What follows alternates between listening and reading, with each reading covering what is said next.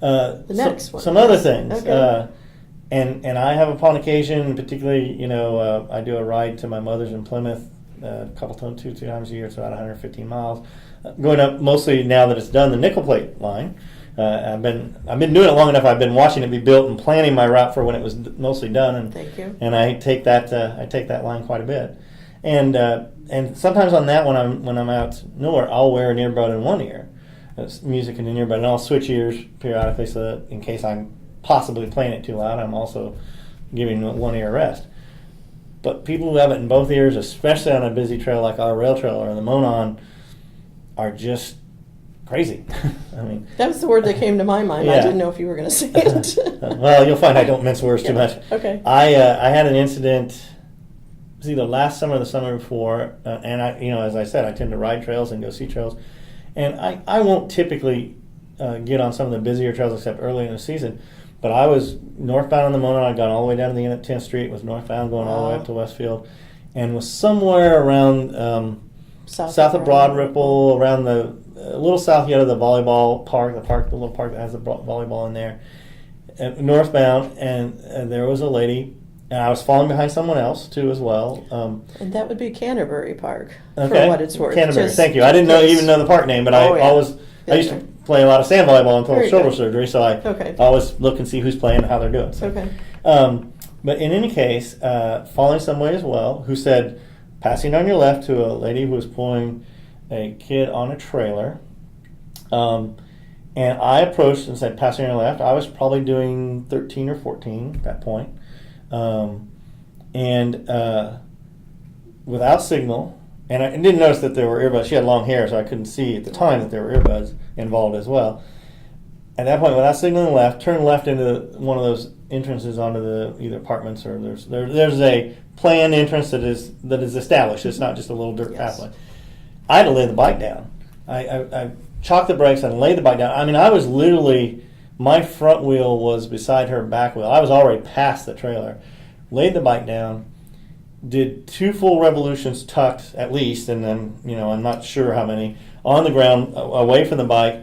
And at that particular point, there was a tree that was about 5 inches at the base, about 4 inches diameter at the chest, that I was all tucked up, had my arms around my knees and completely rolled over, and my shins both smacked the tree trunk in the tucked position at the same time. And I'm actually kind of thankful they were, because I'm not sure what would have happened if it had only been one shin.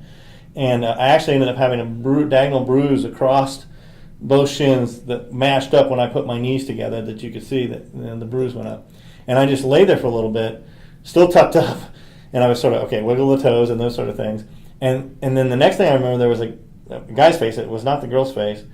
I did hear the kid squalling and kind of complaining, and turned out the kid was fine, probably the best of all of us. And the lady was not hurt either. My bike had under-skidded hers.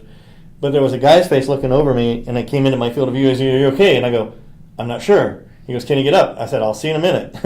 And he said, "I saw it all. She just turned right in front of you. There's nothing you could do." And was that fine? And I was able to walk, but I was pretty stiff-legged for a while, and rode home, at maybe 6 or 8 miles an hour, and got home. But had no idea I was there, and I was doing the calling, and could have had the loudest bell in the world be dinging it, and and without looking back, she had no idea. And even sometimes, with just the noise along a trail, or even if I'm on a roadway, the wind noise in my ears without earbuds. And I'd like to think I'm not getting older in terms of my ears, but that might be part of it as well. Sometimes it's hard to hear. So there are too many things that can cause problems in the best of times to be wearing earbuds in both ears. Now, I do and have worn an earbud in one ear, but I try not to do it in both. And, I don't say anything to most people about it, but I would wish that they didn't wear earbuds in both ears.